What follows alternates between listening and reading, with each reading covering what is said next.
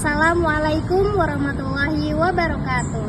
Halo semuanya, perkenalkan saya Eis Evitasari dengan NIM 0450560062. Saya mahasiswa jurusan Pendidikan Bahasa dan Sastra Indonesia di Universitas Terbuka UPBJJ UT Serang. Pada kesempatan kali ini saya akan melakukan wawancara untuk memenuhi tugas 3 mata kuliah berbicara dengan dosen pengampu Ibu Aisiti Zenab MPD. Wawancara yang saya lakukan mengenai strategi guru dalam meningkatkan minat baca pada siswa sekolah dasar. Tujuan dari wawancara ini adalah untuk mengetahui dan memahami bagaimana strategi guru dalam meningkatkan minat membaca pada siswa sekolah dasar. Yuk simak videonya.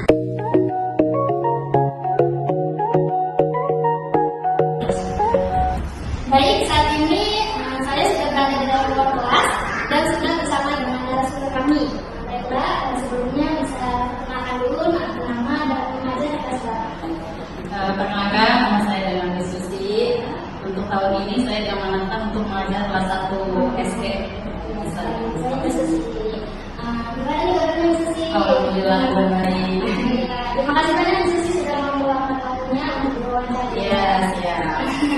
Langsung untuk pertanyaan pertama saja, menurut Miss Susi, seberapa penting minat membaca bagi siswa di sekolah dasar?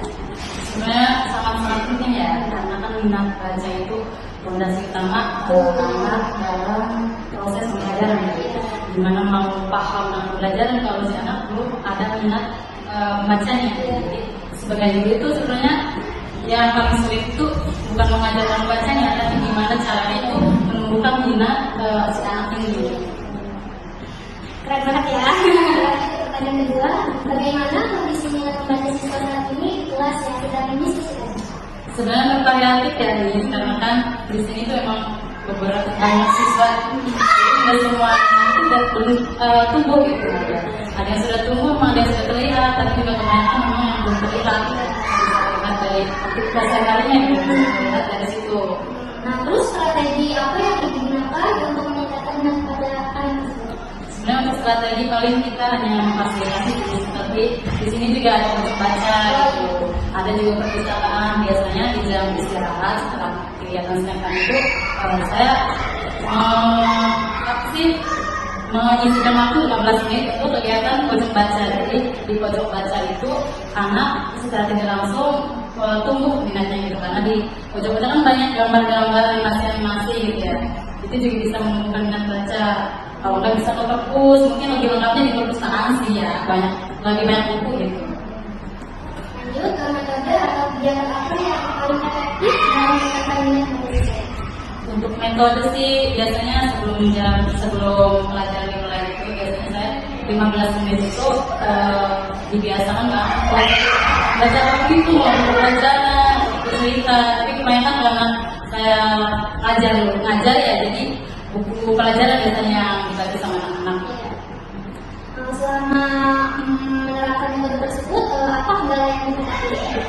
Mungkin kendalanya di waktu sih ya, karena kan jam mengajar saya juga terbatas gitu, dan waktu snack time hanya 30 menit dibagi untuk kegiatan pojok baca, kegiatan anak-anak istirahat. Jadi mungkin di waktu sih sama kendalanya mungkin di kerjasama orang tua juga, karena meskipun kita di sini sudah berupaya gitu ya menumbuhkan minat bacanya, tapi ketika di rumah kan kita tidak tahu anak-anak udah di luar kontrol dan kendala kita ya. Entah itu di rumahnya dia membaca atau tidak, didampingi sama orang atau tidak. Mungkin itu juga sih faktor dan kendala saya ya selaku guru untuk mempercepat minat baca anaknya. Lalu bagaimana respon siswa terhadap strategi yang diterapkan? Anak-anak sih antusias ya, terutama apabila anak-anak tuh kita instruksikan seperti untuk maju ke depan, mereka sangat antusias, percaya diri gitu, karena mereka menunjukkan nih dia tuh bisa gitu kemampuannya gitu. Lalu apa harapan Miss terhadap minat baca siswa? Untuk harapannya sih semoga lebih meningkat ya, karena benar-benar fondasinya pendidikan di minat baca siswa. Semoga anak-anak juga sebenarnya lebih ini sih, harapannya tuh kurangin gadget sih, karena kendala utama kurang lebih ke ini sih, kayak di rumahnya mungkin ya sering dikasih gadget gitu juga mempengaruhi anak tuh nggak mau, iya males untuk belajar gitu.